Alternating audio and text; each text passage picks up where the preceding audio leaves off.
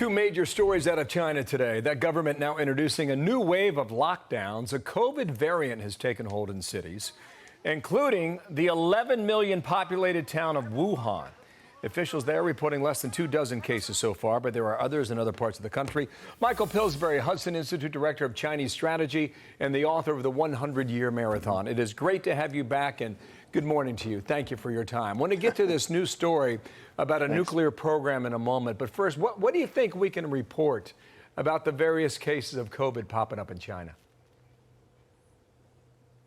Well, Bill, for 18 months now, we've had a breakdown in U.S. China cooperation in tracking the virus and analyzing the various samples ever since President Trump's phone call in January last year to Xi Jinping resulted in Xi saying, no, I don't want any American scientists coming here.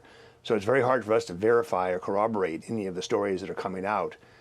Worst case is that China really is deeply involved in this and they know about it and they're deliberately lying. Best case is it was a mistake. President Trump tried to help them. He said about February of last year, this could have been a mistake in the lab. He's trying to open a way for Xi Jinping to get out of this cover-up.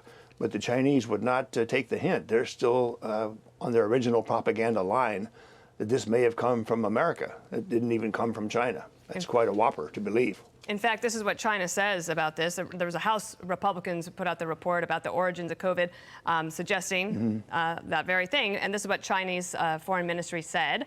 The relevant report, totally based on the concocted lies and distorted facts without providing any evidence, is not credible or scientific. This February, a China WHO joint expert team visited the Wuhan Institute of Virology. Members of the joint expert team spoke highly of the Institute's openness and transparency and reached a major conclusion in the joint study report that the allegation of lab leaking is extremely unlikely. So that, they hang their hat on that, that expertise. Right. Yeah, I don't agree with the Chinese spokesman. I think the McCall report, as we call it, it's Congressman Mike McCall of Texas. His report was not based on lies or made up. He assembled a lot of the available evidence and showed that it's plausible. He couldn't prove it 100%, but it's plausible this came from the lab and could have been either a mistake or something more sinister. So, but they dismiss anything like this. The problem is on our side, Dana.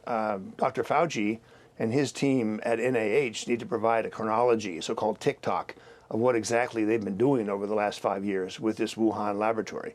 Apparently there's a lot more to be revealed from the American side. That's what concerns me. We shouldn't be imitating the Chinese silence approach. Dr. Fauci should probably have a fairly serious press conference and explain what happened. That country has 144 medium and high-risk areas, the most since the outbreak in, I guess, late 2019. It's described as the Delta variant, but who knows, right? I mean, it could be a different variant. We'll see whether or not that's the case. Another big story here. A nuclear program has been detected. A second site has been located. What do you think we're learning about this, primarily in Western China? Well, this is another example of something the Chinese have jumped to rebut and make fun of and say that this approximately 250 holes in the ground with kind of a metal tent on top. The Chinese say this is wind turbine construction and nobody should be worried. Our own government hasn't taken an authoritative position yet, but the implication is they could be doubling or tripling the number of H-bombs they have targeted on American cities. Now, we don't have missile defense against Chinese ICBMs. We carefully limit our missile defense to just Iran and North Korea.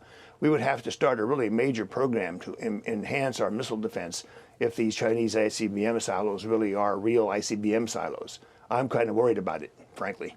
Yeah, I mean, that does seem like it is worrisome, right? And then, to your point that we don't have the defense. Just last question for you. So October 31st, I believe, is when Joe Biden and the rest of the G20 allies and China will be together. Do you think that President Biden ought to have some sort of a strategy going into that meeting to deal with this very thing? Well, I've expected more out of the Biden administration. They said a lot of harsh things about China when they first came in. Joe Biden himself said that China was not going to surpass America on his watch. The very same thing, Dana, that President Trump used to say. But so far, they have not outlined a real strategy that goes point by point how to counter China. They seem to put everything in terms of allies and partners, that somehow the Japanese and Indians are going to come to our aid And I don't see much evidence of that so far. These other countries are probably more intimidated by China than we are. So I expect more from the Biden administration about their strategy. Interesting. Michael, Thank you. yeah, please come back. We'll talk more about that. Great to have you.